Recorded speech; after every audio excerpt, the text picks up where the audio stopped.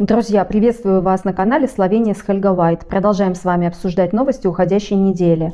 Последняя нашумевшая новость, которую обсуждают во всей Европе, в частности в Словении. Международный уголовный суд выдал ордер на арест президента России Владимира Путина, обвинив его в военных преступлениях в Украине.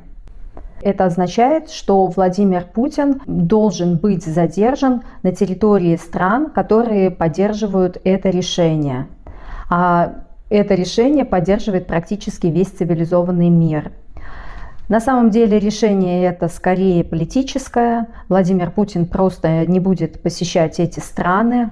И сейчас идут обсуждения, не повлияет ли это решение на дипломатическое урегулирование конфликта между Россией и Украиной. Премьер-министр Словении Роберт Голоб и министр иностранных дел Таня Файен приветствовали решение Международного уголовного суда.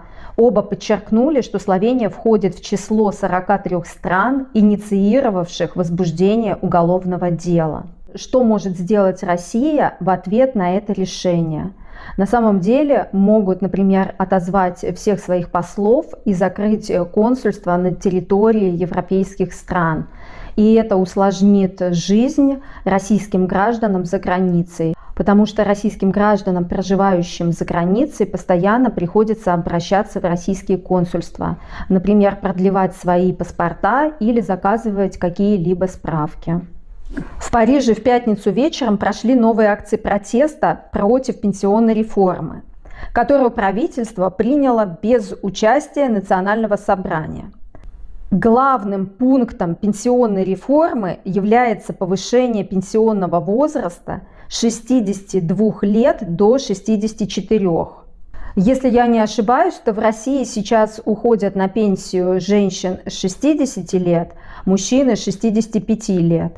А интересно, что в Словении нету гендерного различия. И мужчины, и женщины в основном уходят на пенсию в 65 лет. И, кстати, надеюсь, что следующее мое видео будет как раз посвящено пенсии в Словении.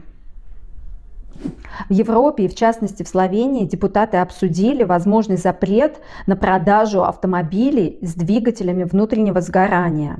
Представляете, всего лишь через каких-то 10 лет могут перестать продавать машины с двигателем внутреннего сгорания. При нашей жизни уйдет в историю целая эпоха, и люди перейдут на электрические автомобили. Хотя многие сомневаются, что это возможно сделать в такие короткие сроки. Но, как говорится, поживем — увидим.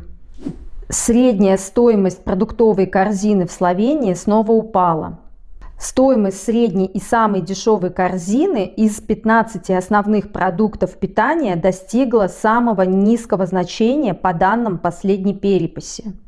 По сравнению с предыдущей переписью она снизилась на 38 центов или 0,97% до 38 евро 79 центов. Ну, практически это все осталось на том же уровне. То есть они учитывают просто громкое название в новости, что продуктовая корзина снизилась. На самом деле 38 центов вообще ничего не решают. Практически корзина осталась на прежнем уровне. Больше всего подорожали картофель, яйца и хлеб. Цены на картофель более чем на 9%. Хлеб почти на 8%. Яйца чуть меньше 6% подорожали, йогурт на 4%, сыр, яблоки почти на 3%, куриное мясо на 2%. И то есть получается, за счет товаров, которые не пользуются большим спросом у потребителей, и они не дорожают, получается, что в среднем якобы корзина осталась на том же уровне. Хорошая новость для украинских граждан. Правительство Словении разрешило покупать украинским гражданам недвижимость в Словении как физическим лицам. И уже прошли первые сделки. К сожалению, российским гражданам не разрешено покупать недвижимость на физическое лицо. И российским гражданам для этого приходится открывать компанию, платить дополнительные налоги, чтобы иметь возможность жить в своей квартире. Друзья, на этом короткие новости подошли к концу. Не забывайте, пожалуйста, подписываться на канал, ставить лайки и оставлять свое мнение в комментариях. Пока-пока, до новых встреч!